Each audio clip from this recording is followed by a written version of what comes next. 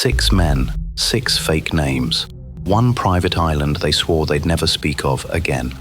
In the winter of 1910, the most powerful bankers on Earth slipped onto a train in the dark, and the machine they built over the next 10 days is the reason the money in your pocket is worth a little less every year. They wrapped it in the word federal, so you'd assume it belonged to you. It never did. And they hid this meeting for 20 years. They came to that train one at a time. They didn't use their last names. Some of them didn't even tell their wives where they were going. They had been told that if a single name leaked to the press, their plan would be dead before it began. They were headed to a private island off the coast of Georgia. For 10 days, they would cook their own meals, answer to first names only, and tell anyone who asked that they were just going duck hunting.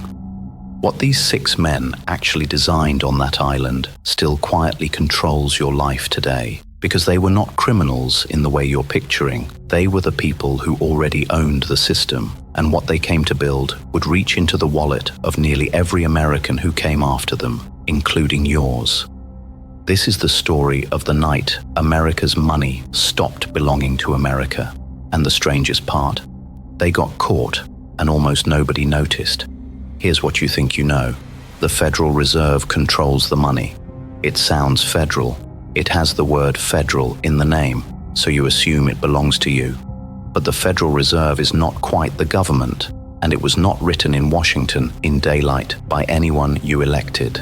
The core of it was written in secret on a hunting club's private island by 6 men who represented the richest banks in the world, and who then spent the next 20 years denying the meeting ever happened. That is not a conspiracy theory. That timeline comes from the Federal Reserve's own historians. So the question this video answers is simple. If it was such a good idea, why did they have to hide? To understand the island, you have to go back 3 years to 1907.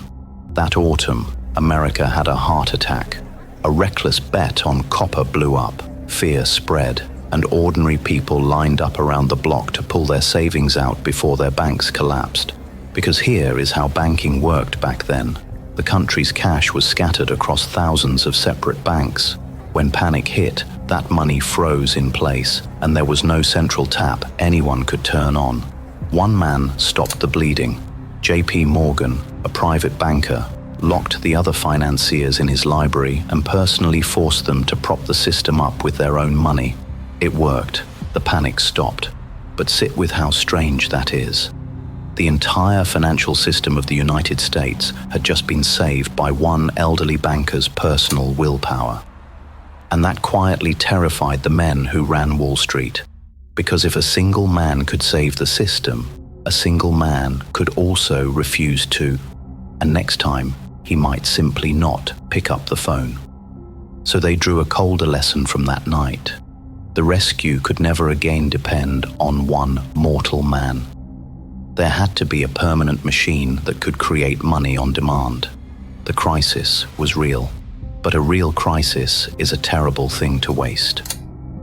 Within a year, Senator Nelson Aldrich pushed through a commission to study the problem and quietly stocked it with the very bankers who would profit from the cure, because the panic had handed them the one thing every big change needs: a frightened public that would finally say yes.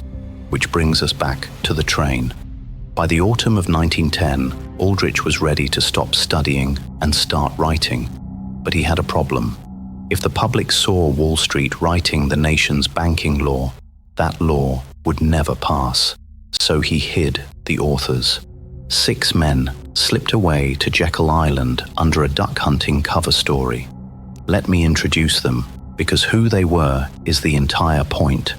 The brain, Paul Warburg, German-born, freshly arrived from a European banking dynasty. He carried the actual blueprint. He knew how to build a central bank that looked public but answered to private hands. The muscle, Senator Nelson Aldrich. His daughter had married John D. Rockefeller Jr., so the most powerful oil fortune in history was, quite literally, family. His job was to walk the banker's plan through the Senate and make it look like Washington's own idea. The money, Henry Davison, a top partner at JP Morgan, and Frank Vanderlip, president of National City Bank, the Rockefeller Bank. Between them sat the two greatest banking empires on earth, sworn rivals who normally fought each other for everything. And yet here they were, secretly calling a truce at the same table. Why? Because what they were about to build together was worth more than their rivalry. And the cover, A. Piat Andrew, a sitting assistant secretary of the Treasury, the government's own man in the room, plus Aldrich's secretary, Arthur Shelton, to hold the pen. But the record gets stranger. The Fed names 6. Some accounts quietly add a 7th, even an 8th. Benjamin Strong, the future head of the New York Fed, and Charles Norton. The men in that room never agreed on who else was there, and that fog is exactly how well they buried it. On the train, they used only first names: Nelson, Harry, Frank, Paul, Piat, and Arthur, so the staff could never recognize them. And for the rest of their lives, they called themselves the First Name Club. For 10 days, they simply vanished. No servants they hadn't vetted, no outside eyes, no witnesses who could ever talk. And here is how Vanderlip himself secretly described those days years later. We had disappeared from the world onto a deserted island. We put in the most intense period of work that I have ever had. So think about what that means for you. The blueprint for the United States dollar was drafted by 6 men in hiding, and not one of them worked for you. What they wrote on the island was called the Aldrich Plan, and it held one piece of genius that had nothing to do with economics: the name. Why would a banking plan live or die on a single word? Because the name decides what you will accept without ever questioning it. They did not call it a national bank. They did not call it a private bank. They reached for the one word that would make every citizen assume it belonged to them: federal, but read the actual design. The system would be run by boards elected by the member banks, and the bigger the bank, the more votes it got. A public name, bolted onto a private steering wheel. Now, the Aldrich Plan itself failed. Aldrich's name was too toxic, too obviously Wall Street. But here is the part that should bother you, because a bad idea in Washington never really dies. It just waits for a new name. So the plan was repackaged, renamed, handed to friendlier politicians, and passed in 1913 as the Federal Reserve Act. Different label, same machine. And no, we are not guessing at that, because they admitted it themselves. Years later, Warburg published a line-by-line comparison of the two bills to prove they were nearly the same document. The men on the island did not lose. They just changed the wrapping. So what did they actually build? Strip away the name, and here is the engine. When the government needs money, it does not have. It does not simply print it. It borrows it. It issues a bond, an IOU, and the Federal Reserve creates brand new money to buy that IOU. And this is the part critics call the trap. The new money is created, but the interest owed on it is not. To pay that interest, even more money has to be borrowed into existence later. So every dollar arrives with a debt attached, and the debt is always a little larger than the dollars that exist to pay it. And if that sounds like a conspiracy theory to you, it is not. Because the Bank of England itself published a paper explaining that in a modern economy, money is mostly created the moment banks make loans, and it disappears again when those loans are repaid, which means the system can never fully pay itself off. It can only grow, more money, more debt, forever, because the day the borrowing stops is the day the whole thing stops. Now, whether you call that brilliant design or a slow-motion trap, watch what it does to you over 100 years. This is the chart they never put on the evening news. Since that meeting on the island, the dollar has lost more than 96% of its purchasing power. $1 from 1913 buys you about 4 cents of what it once did. That is not a malfunction.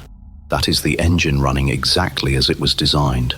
Money created faster than the value behind it, and the debt that engine feeds on.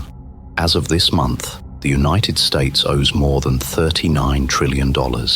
It climbs every single second, faster than you can read this one sentence. Here is why it reaches all the way to you. You feel it as the rent that outran your raise, the groceries that cost more for no reason anyone explained, that nagging sense that you are running faster and somehow still falling behind.